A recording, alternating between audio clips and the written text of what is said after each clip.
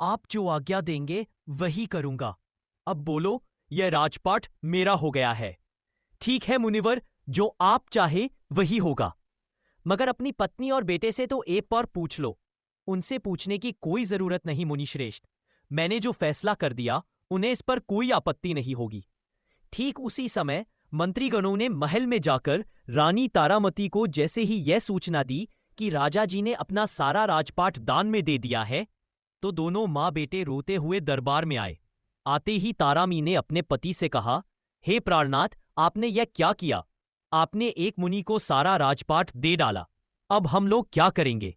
देखो प्रिय, जो हो गया उस पर पश्चाताप नहीं करते। दान करने के बाद भूलकर मत सोचो कि यह अच्छा नहीं हुआ। अब जो हो गया वह बहुत अच्छा हो गया। अब मुनिवर को कुछ वक्त तक राज करने दो और हम साधुओं वाला जीवन व्यतीत करेंगे। पिताजी, यह सब कुछ कैसे हो सकता है? हम फकीर बनेंगे, दर दर के धक्के खाएंगे। बेटे रोहताश ने अपने पिता के गले में बाहें डालते हुए कहा। तभी मुनिवर विश्वामित्र ने रानी और उसके बेटे से कहा, देखो बेटी, यदि तुम्हें राजपाट देने में कष्ट हो रहा है तो अपने राजा से कहा कि वे अपने दिए वचन को वापस ले ले। मैं तुम्हारा राज्य वापस कर देता हूं। तभी रानी विनयपूर्वक बोली, नहीं महाराज, यह नहीं हो सकता। मेरे पति महान सत्यवादी राजा हैं। वे कभी भी झूठ नहीं बोलते, अपने दिए वचन को कभी वापस नहीं लेते। हमने मैंने जो कहा सो कह दिया। तुम यह सब संभाल लेना, मुझे और कुछ नहीं चाहिए। मुझे सत्यवादी राजा हरिश्चंद्र चाहिए। यह कहकर रानी तारामती ने अपने पति से कहा, चलो अब चलते हैं। जैसे ही वे तीनों वहां से जाने लगे, ऋषि विश्वामित्र ने उन्हें आवाज दी, रुको, तुम ये कपड़े और गहने भी नहीं पहन सकते, क्योंकि ये शाही खानदान के हैं। अब ये सारे कपड़े उतार दो और साधारण कपड़े पहन लो। हे देवऋषि, तुम हमें इतना क्यों सता रहे हो? कम से कम हमें अपने कपड़े तो रखने दो।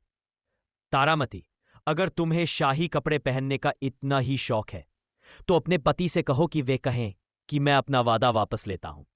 नहीं, नहीं, नहीं, ऐसा कभी नहीं होगा। हम अपना वादा वापस नहीं लेते। सत्यवादी हरिश्चंद्र मर सकता है लेकिन झूठ नहीं बोल सकता। मैं अपना वादा वापस नहीं ले सकता। हे श्रेष्ठी, हमारे कपड़े ले लो, हमारे सारे गहने ले लो। हमें ये पुराने फटे कपड़े दे दो। हाँ, ये सही है। विश्वामित्र ऐसे हंसे जैसे उन्होंने पहले ही सब कुछ सोच लिया हो।